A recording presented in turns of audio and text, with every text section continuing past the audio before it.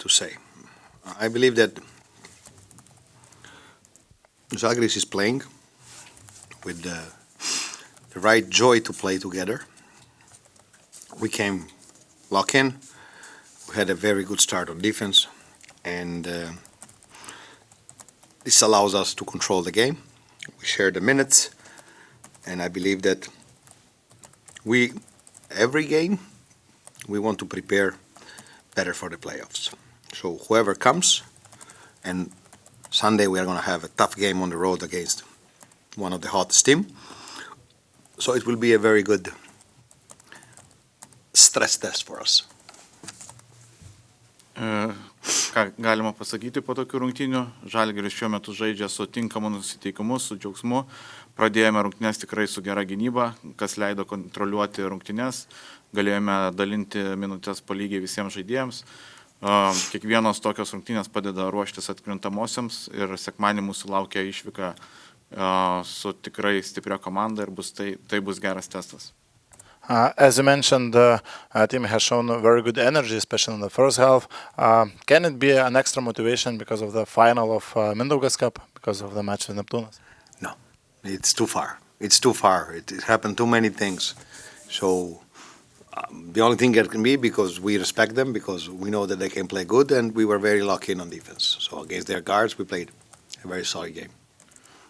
Komanda parodė gerą energiją, ypač pirmoje pusėje, ar tai dėl įtemptų rungtynių KMT finale. Ne, tos rungtynės buvo per seniai.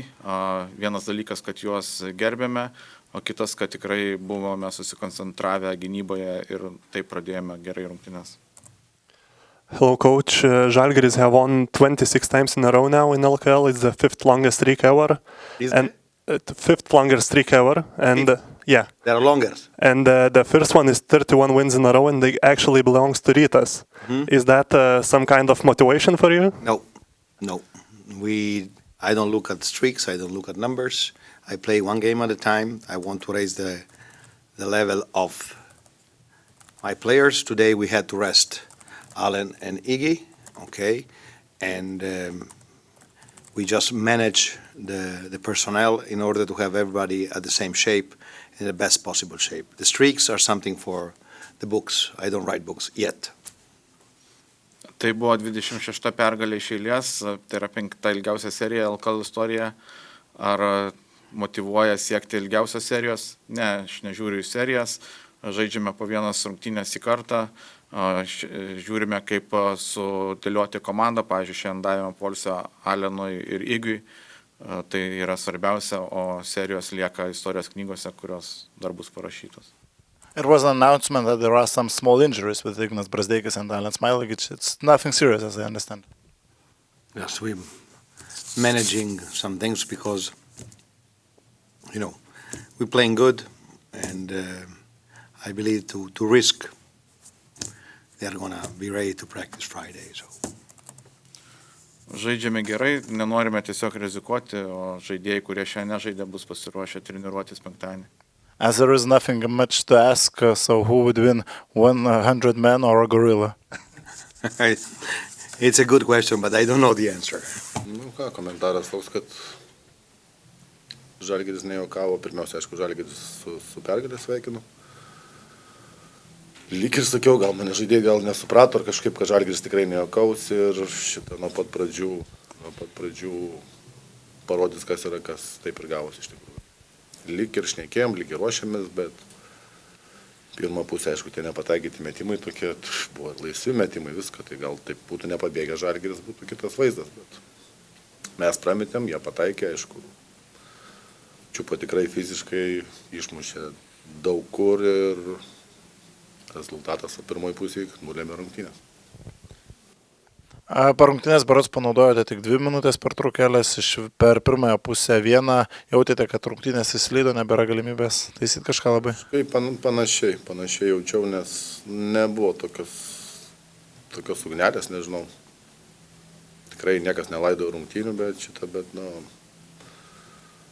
to užsikabinimo kaip nebuvo iš tikrųjų. Vienas kitas metimas galbūt įkritęs, sakykime, kažkur tais, bet ne ir...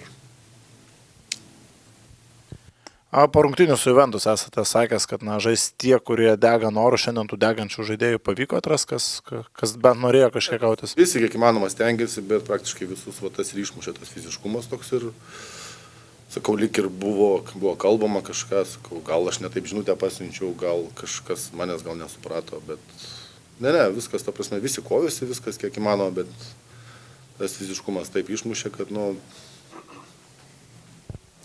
nusvyro rankos. Treneri, negaliu nepaklausti, vakar ar užvakar pasirodė žiniasklaidoje žinia apie Neptūno, sakykim, sekantį trenerį.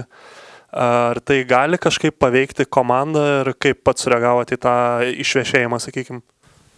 Ką žinau, gal anksčiau girdėjau, bet aš šiaip nesiveliu į tas peripetijas iš tikrųjų. Klubas dirba savo darbą, aš dirbu savo darbą, tai aš per daug kažkaip tais irgi tik tais girdėjau. O kas toliau bus, kaip kas, ne mano reikalas. Mano reikalas yra dirbti savo darbą.